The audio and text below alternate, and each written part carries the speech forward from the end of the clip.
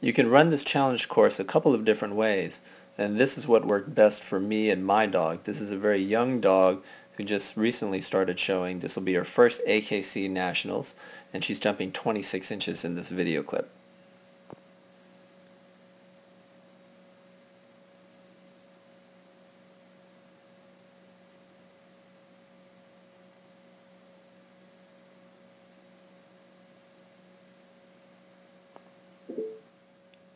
And now for a look at this run in slow motion.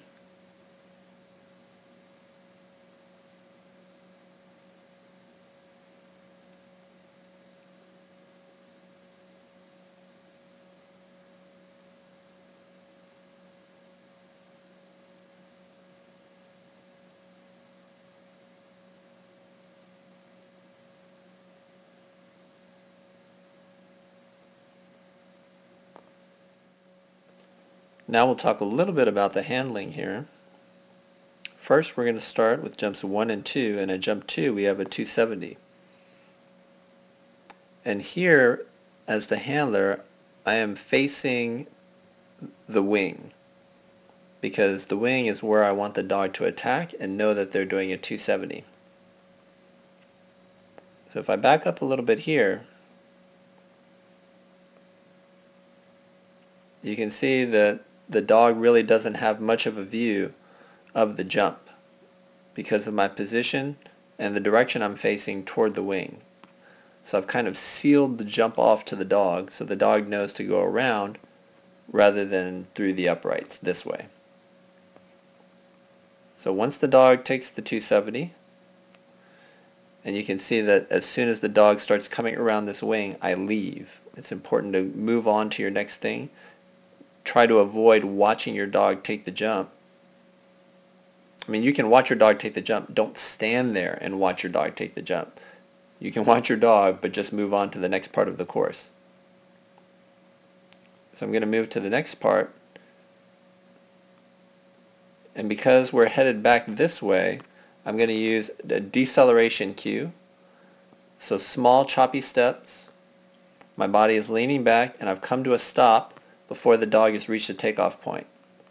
This is going to help the dog put in the stride she needs to make a good turn here.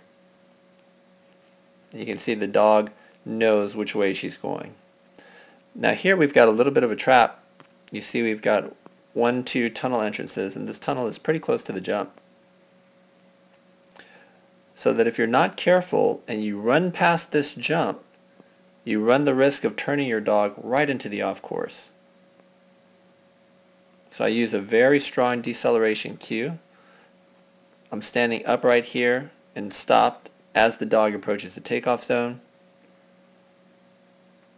And then as soon as the dog is in the air, I'm free to move. And in this case, I'm going to rotate this way to indicate the next obstacle. My left arm sets the line so the dog knows to go ahead and take the jump on a slice, and I'm leaning into the dog. So this tells the dog, take this jump and turn this way because I've cued a rear cross here.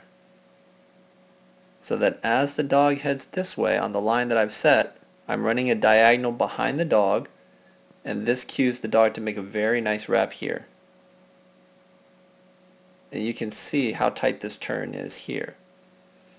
So this might be something that you can work on to tighten up your turns. If you do this move and your dog comes wide, this is an area where you can improve and save time.